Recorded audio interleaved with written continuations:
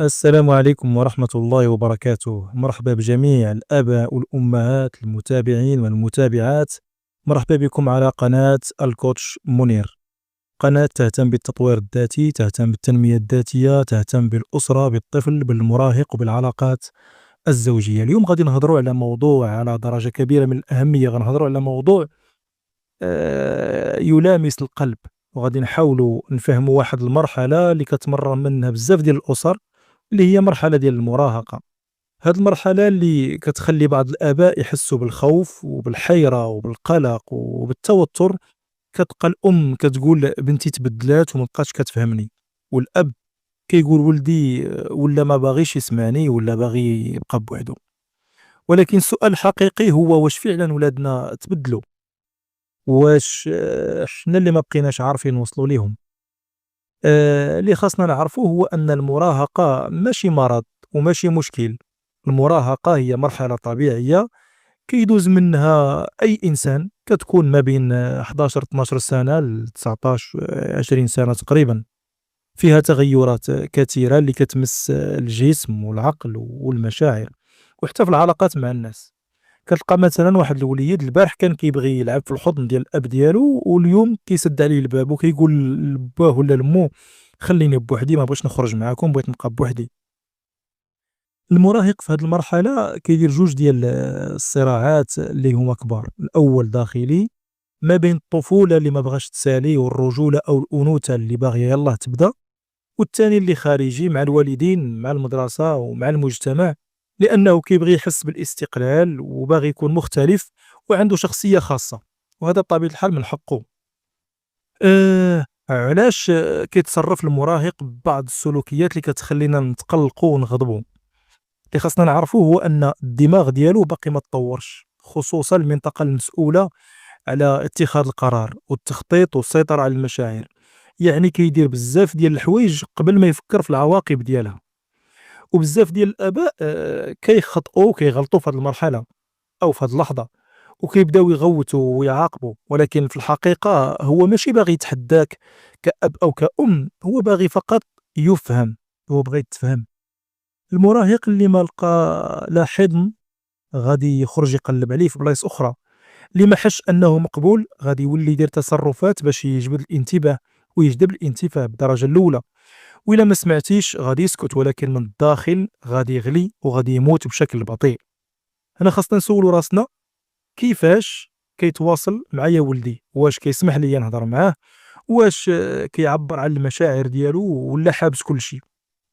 المراهق اللي خاصنا نعرفو سيداتي سادتي أيها الآباء أيها الأمهات، ماشي باغي النصيحة منك، ما بغاكش تكون محاضر، ولكن بغاك تكون حاضر، تفهمو وتصبر.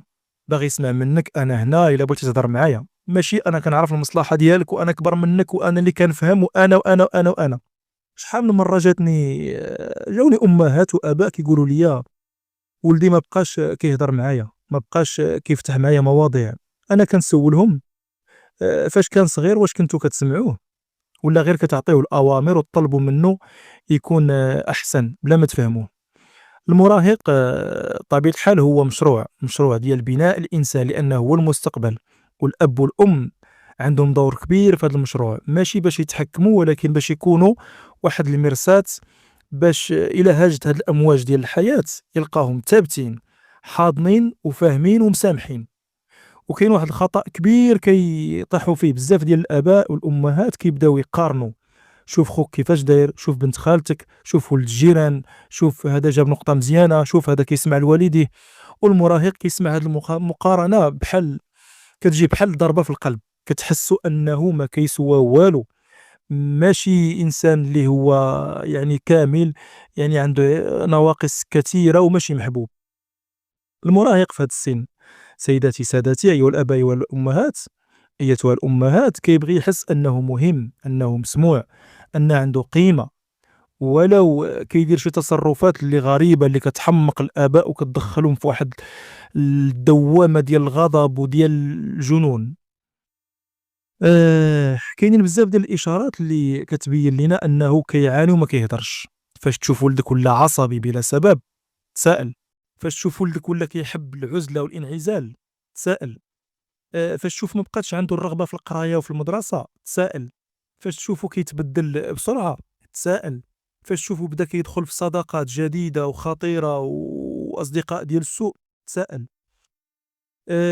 فاش كتجي الأم ولا الأب كيغوتوا عليه، راه كيسدّوا الباب ديال الحوار أكتر. إلا كنتِ باغي تقرّب من ولدك بطبيعة الحال، خاصك تقرّب ليه بالعقل، بالرحمة، ماشي بالقوة وبالعنف. واحد النصيحة ذهبية كنقولها دائمًا للآباء والأمهات: إلا دار شي خطأ، سول راسك شنو الرسالة اللي كيحاول يوصّلها لك هاد الولد هذا. واش باغي الاهتمام، واش كيقلّب على الاحترام. فما تبداش العقوبة من المرحلة الأولى، ولكن بدا بالحوار، الحوار أولًا ثم ثانيًا ثم ثالثًا. عاد من بعد كنشوفوا كيفاش ممكن أننا نعاقبوا هاد الولد هذا أو هاد الابنة على حسب السلوك اللي داروا، بطريقة اللي تكون طريقة تربوية بطبيعة الحال. آآ واش عمرنا جرّبنا أننا نجلسوا مع وليداتنا شي نهار ونسولوهم باش كتحسّوا، شنو كيقلّقكم، شكون صحابك اللي عزاز عليك، شنو الحلم ديالك في المستقبل؟ هذه أسئلة من بين عدة أسئلة اللي خاصنا نورمالمون نجلسوا مع وليداتنا ونفتحوا معاهم هذا النقاش وهذا الحوار هذا، باش يحسّوا بالأمان أولًا، ثم يفتحوا لينا القلب ديالهم ونعرفوا المشاكل ديالهم، نعرفوا الطموحات ديالهم، نعرفوا الأهداف ديالهم، وبالتالي نحققوا واحد العلاقة إيجابية معاهم بطبيعة الحال.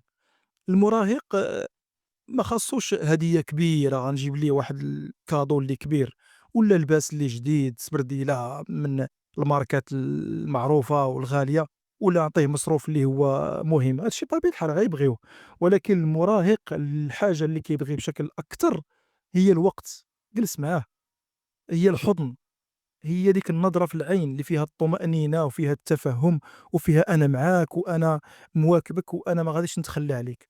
وحتى فاش يغلط ماشي كلشي خاصو يتعاقب عليه، أحيانًا خاصنا غير نسمعو. مثلًا تقول لي: أنا شفت التصرف ديالك، ولكن أنا موجود، إلا بغيتي تهضر معايا أنا موجود، أنا عارف أنك غادي تتعلم من هاد الخطأ هذا. بحال هكذا كنربيو واحد الولد اللي كيكون واعي وعنده الثقة في راسو، وكيقدر أنه يبقى دائمًا يفتح لينا القلب ديالو في أي مشكل طاح فيه. غادي يقول لي بعض الآباء وبعض الأمهات سيداتي سادتي على أن المراهق عنيد. أي المراهق يقدر يكون عنيد، ولكن راه داك العناد عنده أصل. يقدر يكون خايف من الإحساس بالرفض أو ما فاهمش راسو. هادشي علاش خاصنا نعاونوهم يكتشفوا ذواتهم ويعيشوا أخطائهم بوعي ماشي بخوف.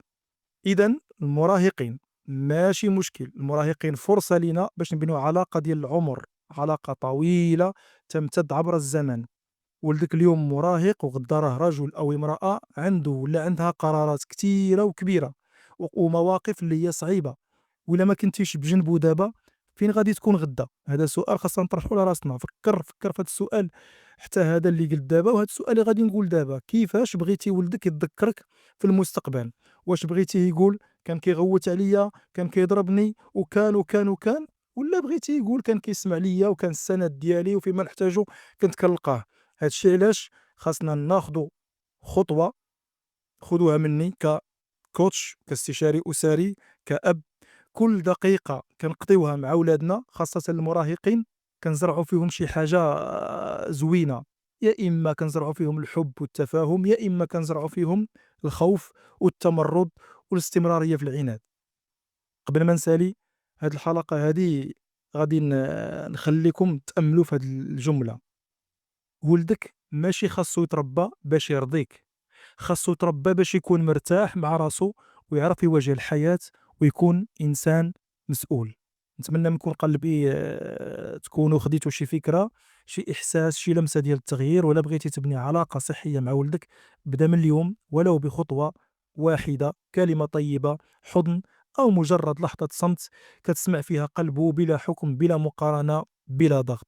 شكرا لكم على الإنصات، ونراني معكم لأي سؤال أو استشارة. استودعكم الله الذي لا تضيع ودائعه. السلام عليكم ورحمة الله وبركاته.